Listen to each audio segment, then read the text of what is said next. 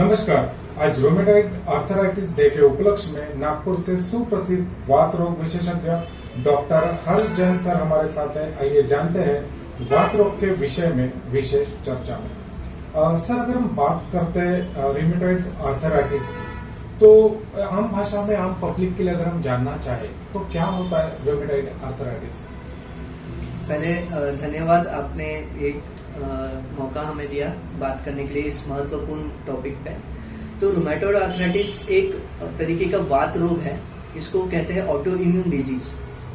इसमें हमारी जो रोग प्रतिकारक शक्ति है, हमारी जो इम्यूनिटी है, ये गलती से अपने ही जोड़ों पे नुकसान कर देती है। इसके कारण हमें जोड़ों में दर्द, सूजन और अकड़न आ जाती है। ये जो घसने वाली बीमारी नहीं है जिसमें जोड़े घस जाते हैं, जो हम साधारण भाषा में कहते हैं उम्र के साथ होने वाली बीमारी, ऐसा वाला नहीं है। ये कम उम्र में भी हो सकती है और ज्यादा उम्र में भी हो सकती है। ये एक तरीके का इम्यूनिटी का अपने ही जोड़ों पे अटैक है। सर, क्या ये वंशानुगत चलने वाली बीमारी है? क्या वंश परंपरा से ये इसका कुछ वास्ता है? जी, अभी जो रूमेटॉइड आर्थराइटिस का जो हम अगर कारण में देखें तो इसके कोई एक पर्टिकुलर एक कारण नहीं है। इसके कई कारण हो सकते हैं, जिसमें से एक महत्वपूर्ण कारण जेनेटिक कहा जाता है। जेनेटिक मतलब वंशानुकारण जो आप कह रहे हैं। इसमें वंश का रोल हो सकता है कि अगर आपके घर में किसी को वात रोग है तो आप में होने के चांसेस बाकी लोगों से थोड़े ज्यादा है, लेकिन कोई ऐसा कंपलसरी नहीं है कि आपको भी होगा। तो इसके कई कारण है, जेनेटिक कारण है, कई बार कोई इन्फेक्शन से अंदर का वात बढ़ जाता है, कई बार कुछ खान पीन से भी बढ़ जाता है, या कई बार बिना किसी कारण के बढ़ जाता है। कई बार कहते हैं कि जो स्मोकिंग करते हैं, जो धूम्रपान करते हैं, उनमें भी ज्यादा रिस्क बढ़ जाता है वात रोग बढ़ने का। तो कोई एक पर्टिकुलर कारण नहीं है, लेकिन हाँ, जिनके वंश में ये चलता आ रहा है उनमें चांसेस ज्यादा है, ऐसा कह सकते हैं।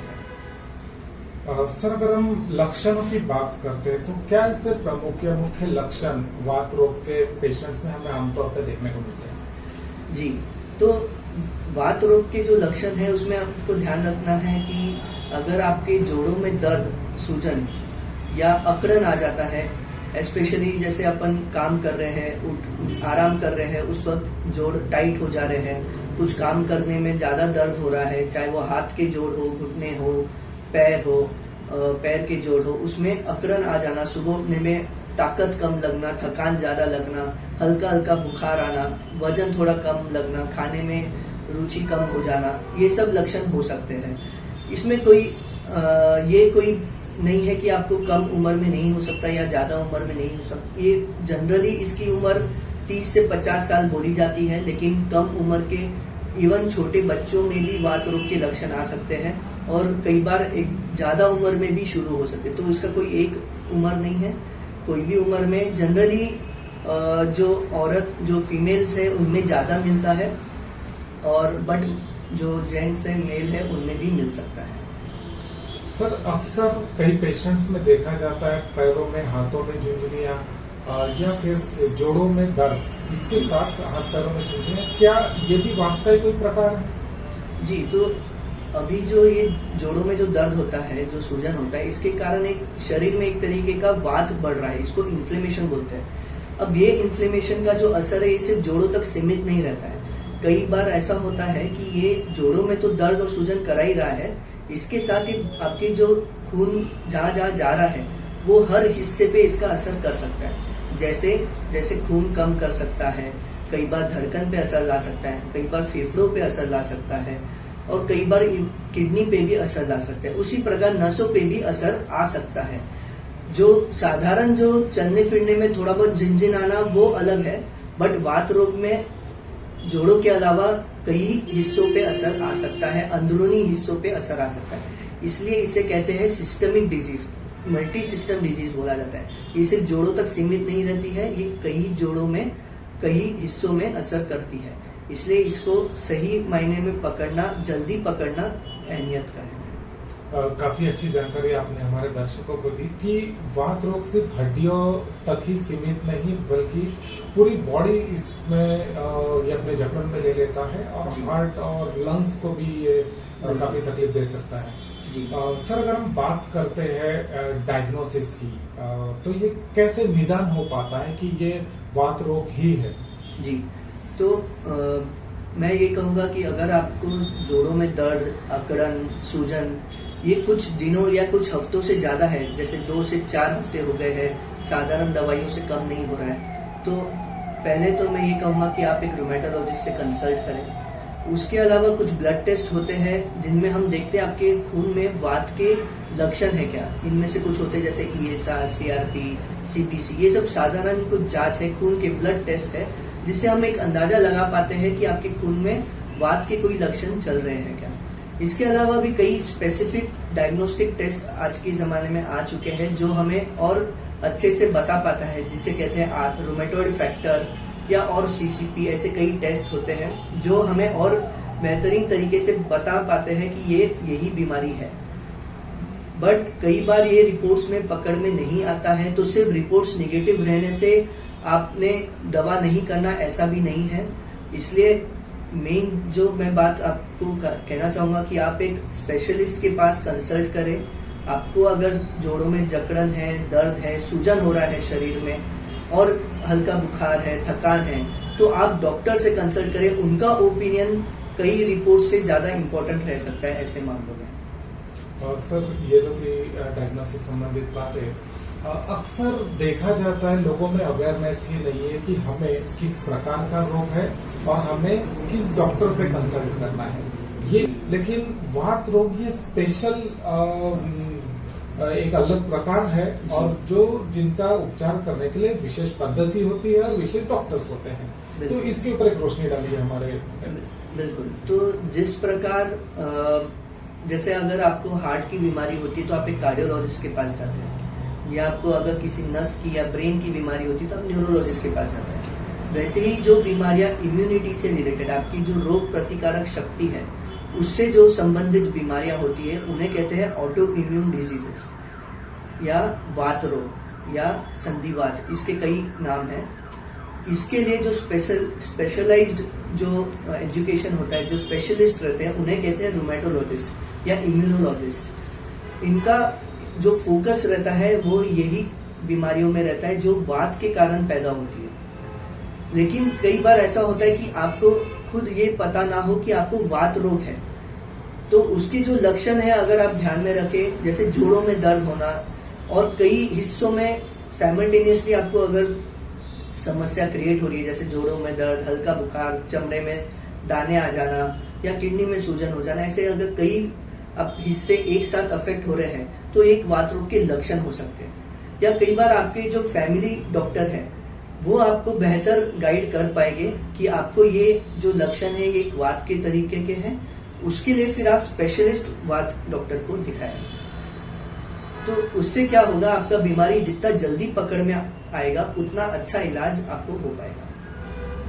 काफी अच्छी जानकारी सर आपने हमारे दर्शकों को दी। अब अगर हम बात करते हैं उपचार और बचाव संबंध में, तो किस प्रकार की उपचार पद्धति इसके लिए उपलब्ध है और कैसे इन बीमारियों से बचा जा सकता है? जी, तो पहली बात, जहाँ तक बचाव की बात है या प्रिवेंशन की बात है, तो क्योंकि इसका कारण कई हद तक अंदरूनी है, जेनेटिक और एपिजेनेटिक लेवल पे है, अंदरूनी है, अंदर से ही वात बन रहा है, तो इसको प्रिवेंट करना काफी हद तक डिफिकल्ट है। बेसिक प्रिकॉशंस में यही कहूंगा कि अगर आप स्मोकिंग करते हैं, धूम्रपान करते हैं, तो वो अवॉइड करें, और खान पीन, बेसिक हेल्थ में जो है आप प्रिकॉशंस लें। बट एक हद से ज्यादा इसे प्रिवेंट करना आज की साइंस तक में तो लिमिटेड है या इसे मुश्किल है। ट्रीटमेंट में पहला चीज मैं ये कहूंगा कि क्योंकि ये अंदर से ही आपका वात बनते जा रहा है, इसे जड़ से निकालना मुश्किल है, ये जड़ से नहीं निकलता है। बट जो हम दवाइयां जो है इसके लिए हम इसे कई हद तक कई अच्छी तरीके से इसको दबा के रख सकते हैं। तो अगर आसान भाषा में अगर मैं आपको समझाऊं, तो जैसे शुगर के पेशेंट में खून में शुगर का लेवल बढ़ जाता है, 100 से 300 400 पहुंच जाता है, फिर हम दवा देके उसको 300 से वापस 100 पे लाते हैं। उसी प्रकार वात रोग में आपके खून में वात जो है, जो नॉर्मल 2 पॉइंट 5 पॉइंट होना चाहिए, वो 50 पॉइंट 100 पॉइंट पे चला जाता है। हम जो दवाइयाँ आपको देंगे उससे हम ये वात के पॉइंट को वापस 2 पॉइंट 5 पॉइंट पे लेके आ जाएंगे। लेकिन ध्यान रखने की बात यह है, जब तक आप दवा खाएंगे ये वात कम पॉइंट पे टिका रहेगा। आपने अगर दवा छोड़ दिया तो ये वापस 100 पॉइंट 200 पॉइंट पे पहुंच जाएगा। तो पहला पॉइंट तो ये है कि जो भी दवा आप शुरू करेंगे वो आपको जैसे आपके डॉक्टर बता रहे वैसे लेते जाना है, बंद नहीं करना है। ये कोई 2 दिन या 10 दिन का ट्रीटमेंट नहीं रहता है, इसे कई महीने या कई साल भी खाना पड़ता है। इसमें आज के जमाने में कई तरीके के एडवांस ट्रीटमेंट्स आ गए हैं जिन्हें हम कहते हैं डीमार्ट्स और बायोलॉजिक्स। कई पावरफुल टैबलेट्स और इंजेक्शन आज की तारीख में अवेलेबल है जो कम साइड इफेक्ट में बिना स्टीरॉइड के आपके बीमारी को, आपकी वात रोग को पूरी तरीके से दबा के रख सकता है। तो ये बहुत अच्छा हमारे लिए पॉजिटिव इंडिकेशन है, पॉजिटिव जो साइंस की तरफ से एडवांसमेंट है कि हमें बिना ज्यादा साइड इफेक्ट्स के, बिना स्टीरॉइड के इफेक्ट्स के हम अच्छे से अपनी वात रोग को दबा के रख सकते हैं। बस ध्यान में ये रखना है कि दवा लेते जाना है, जैसे आपके डॉक्टर कहें वैसे लेते जाना है। सर, जैसे कि आज रूमेटॉइड आर्थराइटिस डे है, इस उपलक्ष्य में संपूर्ण देशवासी आपको देख रहे हैं, क्या एक संदेश आप उन देशवासियों को देना चाहेंगे? बिल्कुल, तो वात रोग संबंधित संदेश जो मैं आपको कहना चाहूंगा उसमें सबसे पहली बात यह है कि जल्द से जल्द इसे पकड़ना, उसके बारे में अवेयर रहना इम्पोर्टेंट है, ज्यादा जरूरी है। जितना जल्दी इलाज शुरू होगा उतना अच्छा इसका इलाज हो पाएगा। जोड़ों में, हड्डियों में नुकसान होने के पहले हम इसे रोक सकते हैं। दूसरा, ये बीमारी से डरने की जरूरत नहीं है, इसे बहुत अच्छी दवाइयों से हम पूरी तरीके से कंट्रोल कर सकते हैं। तो आपको डरना नहीं है, सिर्फ अच्छे से इलाज करना है। इलाज जैसे कहा गया है वैसा लेना है, दवा ना ज्यादा लेना है ना कम लेना है। जैसे दवा कहा गया है आपके डॉक्टर के द्वारा वैसे वैसे लेते जाना है। दवाई के अलावा जो आपको ओवरऑल लाइफस्टाइल में ध्यान रखना है, आपको स्ट्रेस कम लेना है, धूम्रपान नहीं करना है, खान पीन में ज्यादा तेल, जो ज्यादा फ्राइड जो खाना रहता है वो कम करना है।